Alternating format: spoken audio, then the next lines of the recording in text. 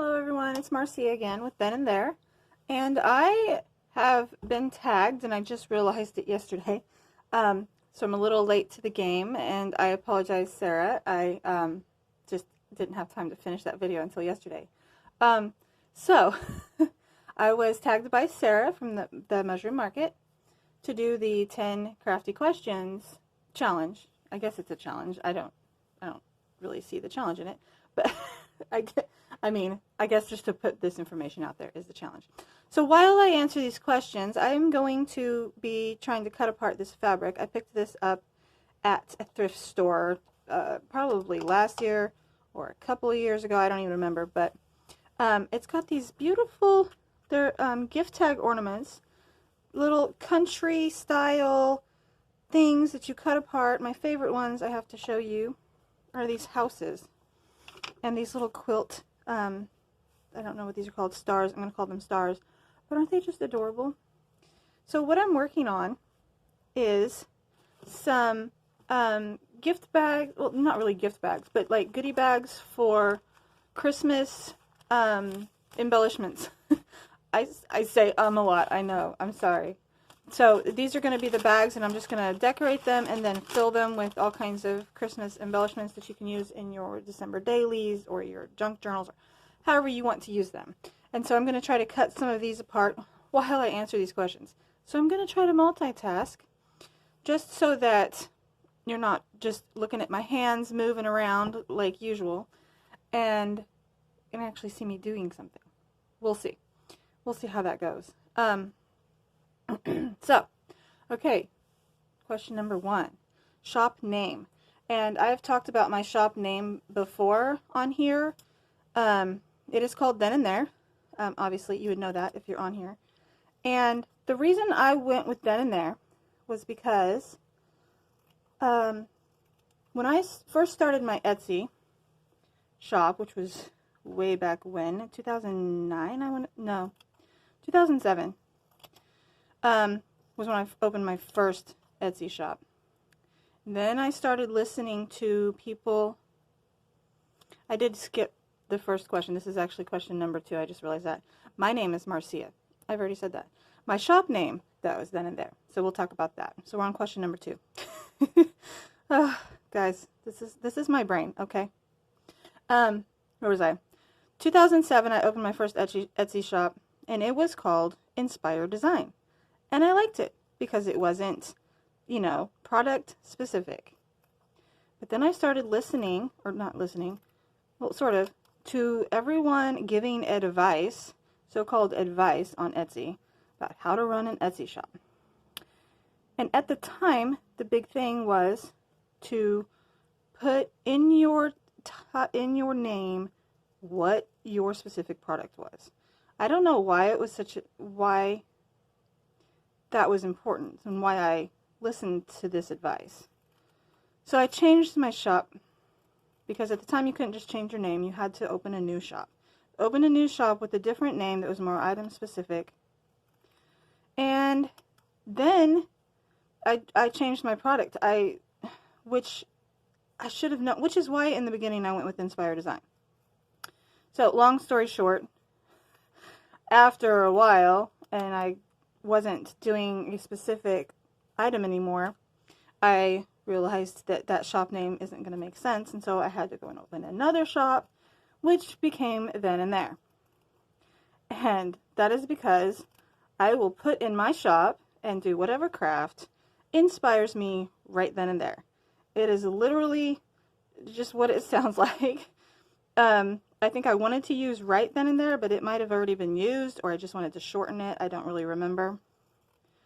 But yeah, that's my shop name, Then&There, because it's whatever I'm working on, Then&There. And even on this channel, I'm not junk journal specific. I do other crafts. I've done, oh, I forgot to mute my phone. Sorry. I don't think I can do it in the middle of a video. Let me pause and see if I can fix that. Okay, sorry about that. If I don't mute my phone, it will just continue to do that repeatedly, because when my daughters get a break in school, they text constantly. They're either talking to me or each other. And of course I have to be included in that. I'm not really sure why, but they think I do.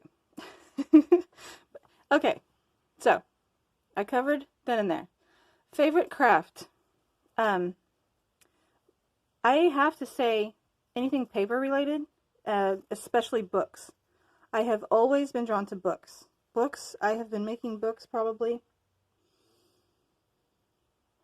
Wow, I didn't really think about this, but I want to say probably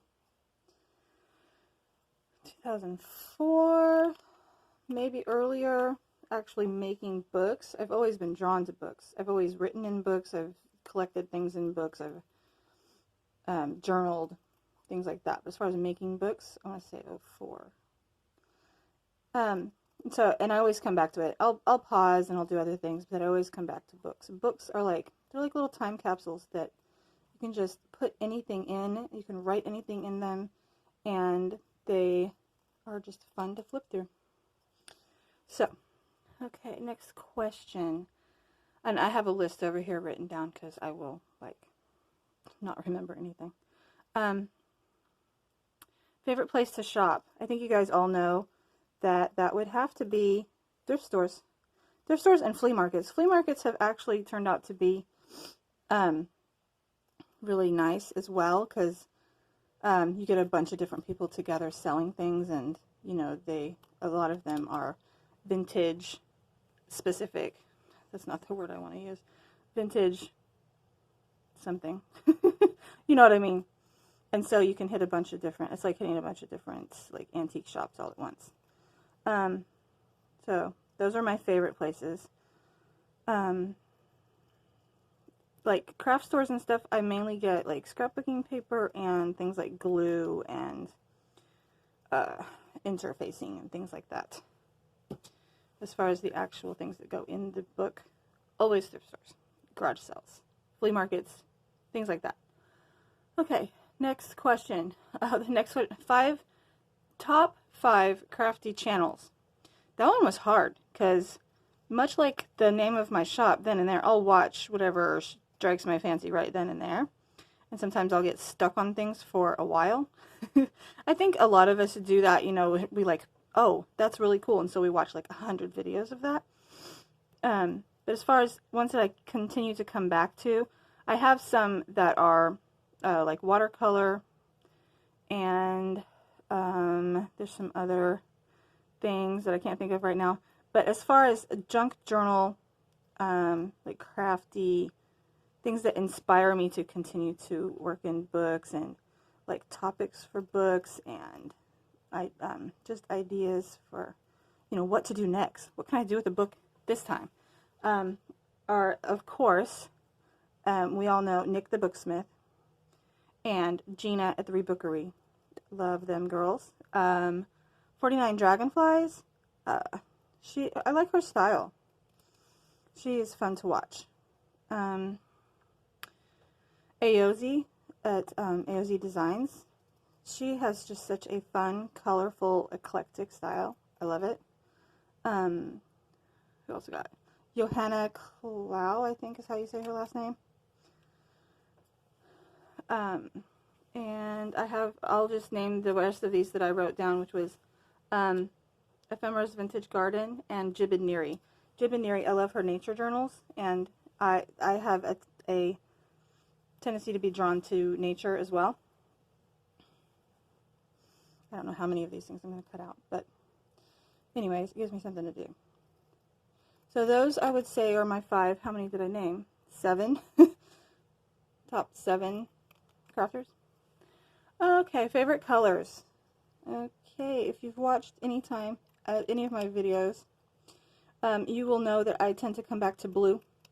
Blue is definitely one of my top colors, but I'm also very drawn to, and I'm talking any shade of blue. It can be teal, turquoise, navy, midnight blue, just any blue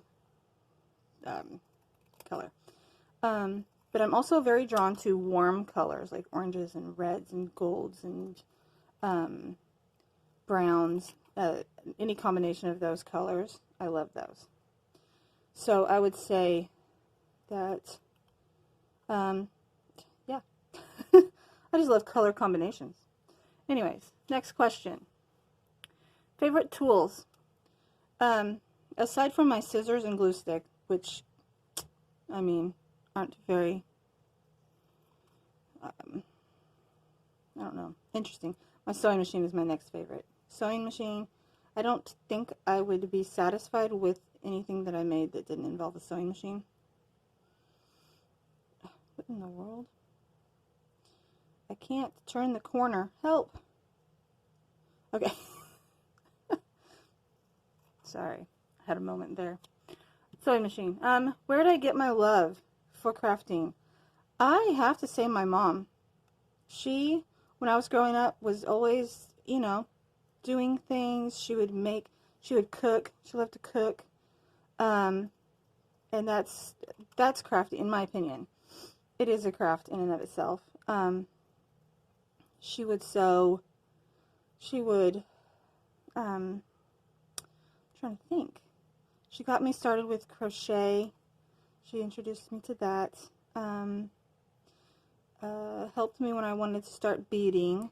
I went through a phase as a child where I was making, you know, like seed bead necklaces and stuff like that, bracelets.